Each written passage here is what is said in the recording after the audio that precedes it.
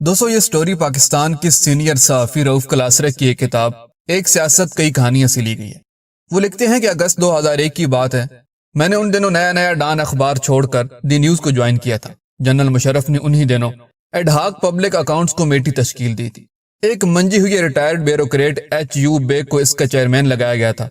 उस कमेटी के बाकी मेंबरान भी रिटायर्ड ब्यूरोक्रेट्स थे, लेकिन ईमानदारी की बात यह है कि उन सब ने उनके बाद आने वाले सियासी अदवार में बनने वाली पब्लिक अकाउंट्स कमेटी के मेंबरान से बहुत अच्छा काम किया था। उन्हीं दिनों अच्छी बात यह हुई कि पहली दफा इस कमेटी की मीटिंग में मीडिया के लोगों को शिरकत की इजाजत दे दी गई थी। अब सहाफ़ी वहां बैठकर उसकी कार्रवाई को रिपोर्ट कर सकते थे। दोस्तों एक दिन बड़ी अजीब सी बात हुई कि पब्लिक अकाउंट्स कमेटी के सामने कौमी असम्बली और सेनेट सेक्रेटरीट की दो मुख्तलिफ ऑडिट रिपोर्ट्स पेश की गई। एक रिपोर्ट उस दौर की थी जब वसीम सजाद चेयरमैन सेनेट थे और यूसुफ रजा गिलानी स्पीकर कौमी असम्बली थे। उन ऑडिट रिपोर्ट्स में दोनों पर तकरीबन एक तरह के इल्जामात लगाए गए थे, जिनमें लोगों को नौकरियां देना, गाड़ियों और टेलीफोन्स का गैर जरूरी इस्तेमाल और इख्तियारात का गलत इस्तेमाल वगैरह शामिल थे। सेक्रेटरी सेनेट शाहिद इकबाल का यह ख्याल था कि पब्लिक अकाउंट्स कमेटी सेनेट के हिसाबात को चेक नहीं कर सकती, क्योंकि ये एक खुद मुख्तार अदारा है जिसकी तमाम मामलात की मंजूरी उसकी फाइनेंस कमेटी से ली जाती है। ताहम कमेटी ने यह एतराज मानने से इनकार करते हुए ऑडिट रिपोर्ट का जायजा लेना शुरू किया। दोस्तों वसीम सजाद पर टेलीफोन और गाड़ियों के गलत इस्तेमाल के मामले में कमेटी रूम से 18 लाख रुपए रिकवर करने की हदायत दी। बाद में वसीम सजाद ने जनरल मुशर्रफ के नाम में खत लिखा। जनरल मुशर्रफ ने सदर पाकिस्तान की हैसियत से उन्हें 18 लाख रुपए माफ कर दिए और कुछ दिनों बाद वसीम सजाद ने 2002 के इलेक्शन से पहले पाकिस्तान मुस्लिम लीग काफ ज्वाइन कर ली। यूं ये सारा सौदा 18 लाख रुपए में तय हो गया। अगले दिन यूसुफ रजा गिलानी पर बनने वाली ऑडिट रिपोर्ट की बारी थी। उन पर भी वही इल्जामात थे जो वसीम सजाद पर थे।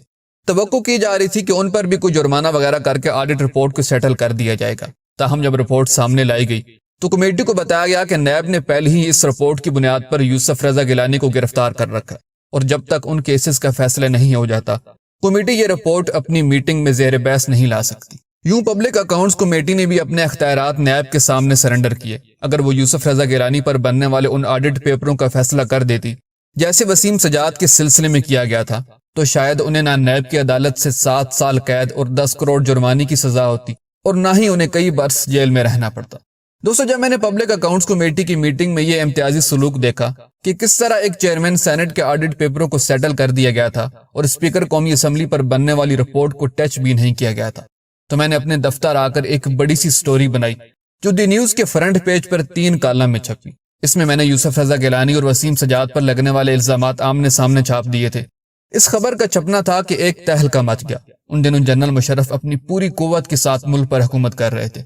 एहतसाब का भी बहुत बड़ा चर्चा हो रहा था। इस खबर से उनकी जाली एहतसाब का भांडा भी फूटा और ये बात भी साबित हुई कि यह एहतसाब वगैरह महज अपोजिशन सियासतदानों को अपने साथ मिलाने के लिए था। वसीम सजाद की तरह जो सियासतदान 18 लाख रुपए का जुर्माना माफ कराकर पाकिस्तान मुस्लिम लीग काफ में शामिल होने के लिए तैयार थे, उन्हें माफी थी, और जो यूसुफ रजा गिलानी की तरह मज़ाहमत कर रहे थे उनके लिए 8 साल कैद और 10 करोड़ जुर्माने की सजा थी। दोस्तों मेरी यूसुफ रजा गिलानी से इस खबर से पहले कभी मुलाकात नहीं हुई थी। उन्होंने शायद मेरी ये खबर अडाला जेल में पढ़ी थी। उन्होंने अपने जानने वालों से पूछा कि ये रिपोर्टर कौन है, क्योंकि वो मुझे नहीं जानते थे। किसी दोस्त के जरिए मुझ तक उनके शुक्रिया के अल्फाज पहुंचे। वो G9 में वाक़ एक अस्पताल में अपने चेकअप के लिए आए। मुझे पैगाम मिला कि वो मुझसे मिलना चाहते हैं। वहां उनसे एक कमरे में पहली मुलाकात हुई। उनके खानदान ने उनकी गिरफ्तारी को उनकी वालदा से छुपाया हुआ था।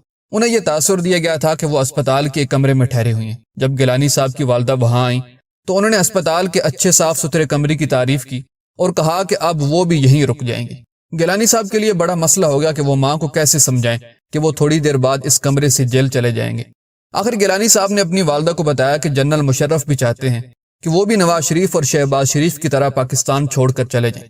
अब वो ये बताएं कि उन्हें क्या करना चाहिए। इस पर वालदा ने कहा कि बिल्कुल नहीं, किसी भी कीमत पर उन्होंने अपना मुल्क छोड़कर नहीं जाना, चाहे तुम्हें जेल में ही क्यों ना रहना पड़े। इस पर गिलानी साहब ने कहा कि फिर जनरल मुशर्रफ की ये शर्त है कि वो अस्पताल के इस कमरे में अकेले रहें। इस पर उनकी मां ने कहा कि चलें ये बात है तो फिर ठीक है, मैं वापस मुल्तान चली जाती। दोस्तों कुछ अरसे बाद जब गिलानी साहब को नैब ने सजा सुनाई तो उनकी वालदा से यह बात छुपाई गई, लेकिन खानदान की किसी शख्स ने लाशऊरी तौर पर यह बात उनकी मां को बता दी। दोस्तों इस खबर का सुनना था कि उनकी मां वहीं फौत हो गई।